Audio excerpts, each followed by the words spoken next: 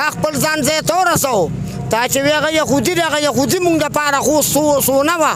ډېر وخت پس هم د بازار کې وینم دغه احتجاج کوي د وړو بحران راغلی دی خلک هم راغونډ کړي دي احتجاج کوي او که نه تیاری کوي مونږ د مولانا لوټ ورکړی دی دې مولانا له پکار دا دي چې مولانا صاحب نن روزه د خدای د یارې روزه تا ته خو کورسۍ میلو شوه یا استازوي ته میلو شوه خو نه خیر دی د عوامو باندې الله له برکته روزه چې الله پرې رحم وکړي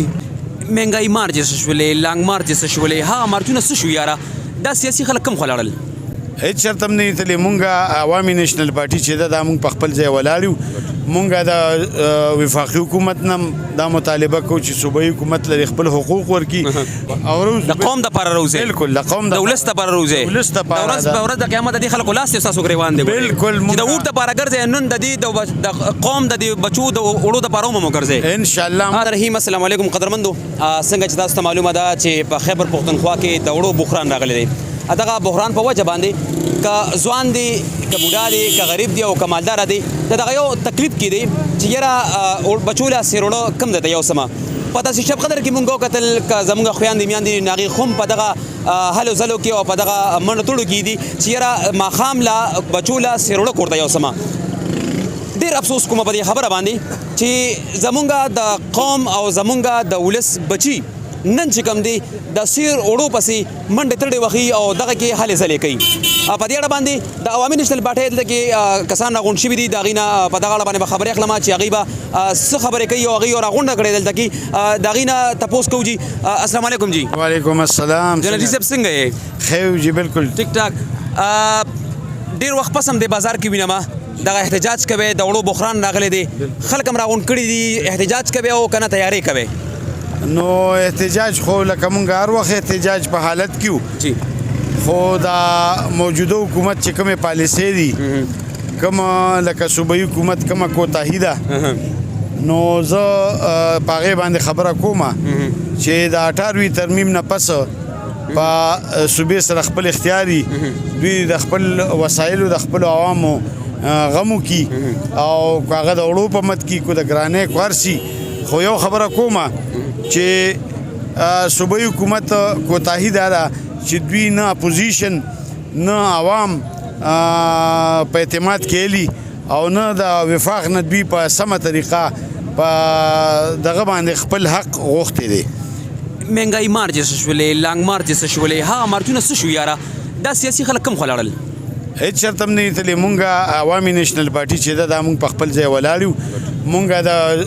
وفاقي حکومت نه دا مطالبه کوو چې صوبایي حکومت لري خپل حقوق ورکړي خو دا نهله صوبایي حکومت ته هم دا ویو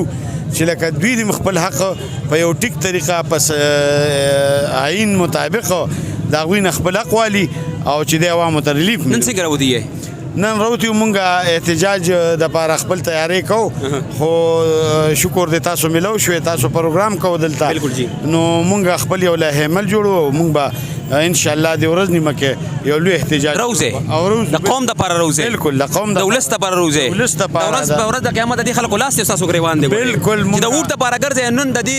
د قوم د دې بچو د وړو دپاره هم وګرځئ انشاءالله صدر بسم الله الرحمن الرحیم زه ستاسو ډېره شکریه ادا کوم اکرام الله صدیقي صاحب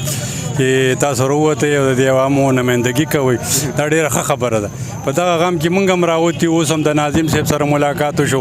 دا ټول وروڼو والا تنورونو والا راوتي دي هغه موږ له د ډي سي نه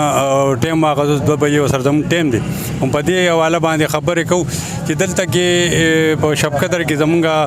یو بوجې د 9000 نه په دې 10 ورځو کې تقریبا 4500 روپۍ زیاته شوه 4500 روپۍ زیاته شوه او بل چې زه راتلم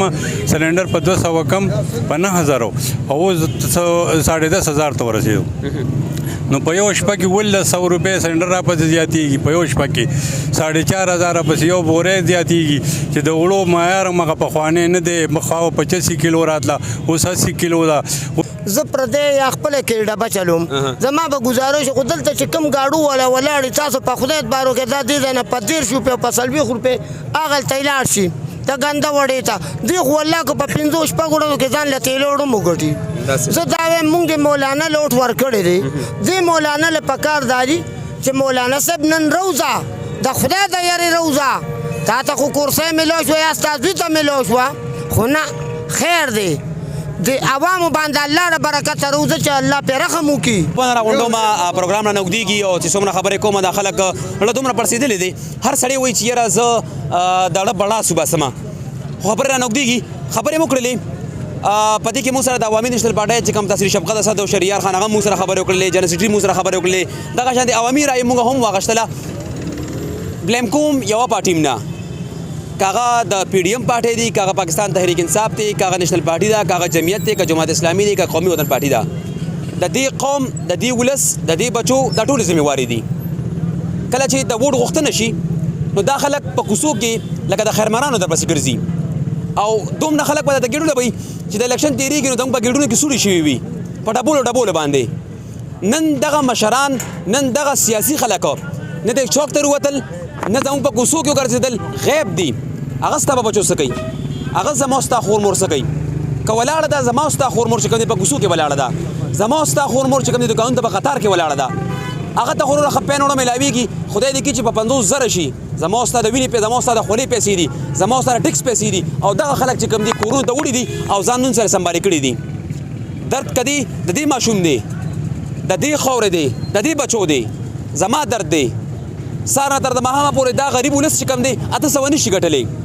د وړو تروړه چې کوم دا په 3300 روپیا شوله یعنی یو مزدور چې شپږ ورځې دیاړي وکړي نو دی به ایله کور ته یوه تروړه وړي بل څه به نه خوري هغه به چې کوم دی اوبو کې جوګه کوي